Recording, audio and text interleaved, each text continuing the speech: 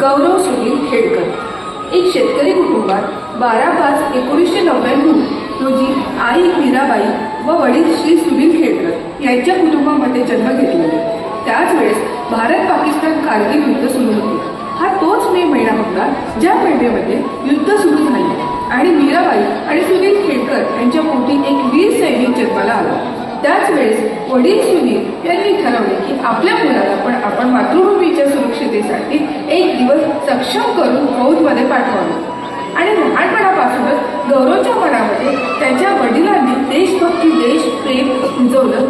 लहानपणापासून देशभक्तीच्या वातावरणात लहानाचा मोठा झालेला गौरव वडिलांची हलाखीची परिस्थिती आणि वडील एक शेतकरी आणि वडिलांच्या मनामध्ये आपल्या देशाविषयी असलेली देशभक्ती आणि प्रेम पाहून गौरव प्रेरित होता।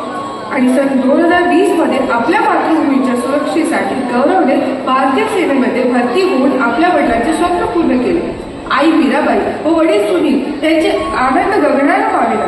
गौरव ट्रेनिंगसाठी महार रेजिमेंट ट्रेनिंग सेंटर सागर मध्य प्रदेश येथे जाऊन यशस्वीरित्या प्रशिक्षण पूर्ण करून 2021 ला महार रेजिमेंटला अरुणाचल प्रदेश चायना बॉर्डर भारताच्या शेवटच्या पोस्टवर तैनात होते। 2021 ते 2023 मध्ये चायना बॉर्डरवर मातृभूमीची सुरक्षा केली। नंतर 2023